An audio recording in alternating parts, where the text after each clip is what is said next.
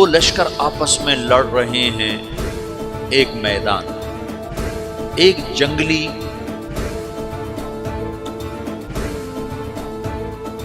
بدوؤں کا قافلہ، جنگل کے لوگ اپنے قبیلے کو لے کر، ایک جنگلی قبیلہ اپنے سردار کے ساتھ نقل مکانی کر رہا ہے ایک جگہ سے دوسری جگہ۔ اللہ کا نظام کہ یہ لوگ چلتے چلتے چلتے اس وادی میں پہنچ گئے جہاں جنگ ہو رہی ہے، دو لشکر آپس میں لڑ رہے ہیں۔ جب یہ وہاں پہنچتے ہیں تو ایک لشکر کے قدم اکھڑ رہے ہیں اور دوسرا غالب آ رہا ہے۔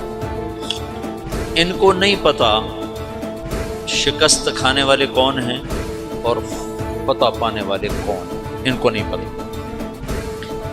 اس جنگلی قبیلے کے سردار کا نام بھی تغرل ہے، تغرل۔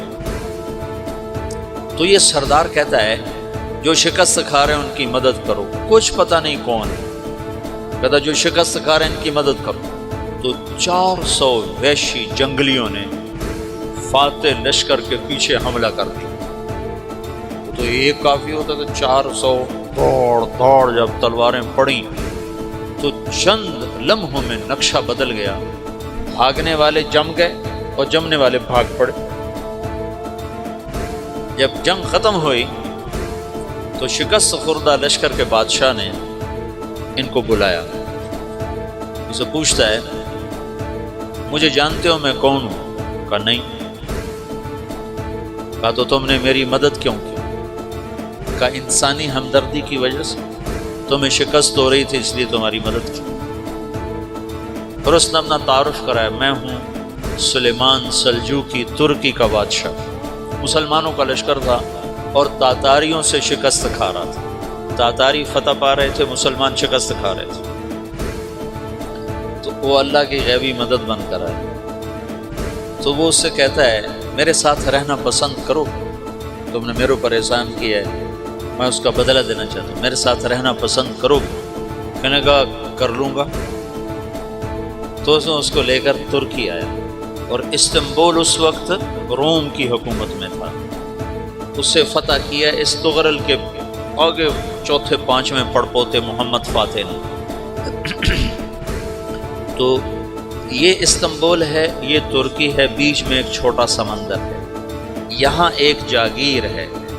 تو سلطان سلیمان کہتا ہے یہ جاگیر تجھے وقف ہے، ادھر سے رومی مجھے تنگ کرتے ہیں حملے کر کر کے، تو میرا دفاع کرتے رہنا، یہ جاگیر تیری۔ اس جاگیر پہ اس نے اپنے قافلے کو آباد کر دیا، اپنے قبیلے کو، اور ایک چھوٹی سی حکومت بنا لی، جو ایک صوبہ سمجھو سلمان سلجوقی کا، وہ ایک چھوٹا سا صوبہ ہے۔ وہاں جب یہ رہ پڑا تو پھر یہ ایک شیخ کے بیعت ہوتا ہے، وہاں شیخ طریقہ ہے، ان کے یہاں یہ بیعت ہونے جاتا ہے، وہ اس کو رات اپنے پاس ٹھہراتا ہے۔ تو ایک کمرے میں ان کو ان کا خادم ٹھہراتا ہے۔ یہ جب کمرے میں جاتا ہے تو سامنے دیوار میں تاکچے پر قرآن پڑا ہوا ہے۔ تو یہ تغرل بیگ کہتا ہے یہ کیا ہے، یہ کیا ہے؟ تو وہ خادم کہتا ہے یہ کتاب اللہ ہے، قرآن ہے۔ وہ اس کو وہاں چھوڑ کے باہر چلا جاتا ہے۔ وہ دیہاتی آدمی، جنگل کا رہنے والا، پہلی دفعہ زندگی میں قرآن دیکھا، وہ کہتا ہے یہ قرآن ہے، اللہ کی کتاب ہے، میں اللہ کی کتاب کے سامنے سو جاؤں، کتنی بے ادبی ہے۔ تو اس نے ایسے قرآن اٹھایا اور سر پہ رکھ لیا اور کھڑا ہو، ساری رات قرآن سر پہ رکھ کے کھڑا رہا۔ رات کے پچھلے پہر اس کو خواب آیا، کھڑے کھڑے اس نے دیکھا کہ اس کی پشت سے ایک چاند نکلا اور شیخ کی بیٹی کے سینے میں جا کے اتر گیا۔ پھر اس لڑکی کے سینے سے ایک درخت نکلا جو پھیلتے پھیلتے پھیلتے 3 بر اعظم پہ چھا گیا، افریقہ پر، یورپ پر، ایشیا۔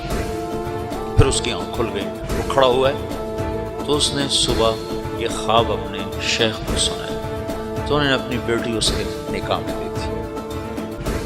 اس بیٹی سے ایک بچہ پیدا ہوا، تغرل بیگ نے اس کا نام رکھا عثمان، عثمانی ترک نام سنو، جو میں نے کل بتایا تھا کہ 1924 میں وہ خلافت ختم ہوئی۔ تو ایک بیٹا پیدا ہوا عثمان، عثمان نے پھر ایک نئی اسلامی حکومت کی بنیاد رکھی جو 1924 تک چلتی رہی، کوئی 800 سال یہ حکومت چلی۔ تو حکومت کا شیرازہ بکھرا لیکن پھر جڑ جاتا تھا، پر وہ کرنے اول والا جوڑ کبھی نہ پیدا ہوا، ٹکڑے بن گئے۔ ان ٹکڑوں میں اللہ لوگ پیدا کرتا رہا جو دعوت دیتے رہے۔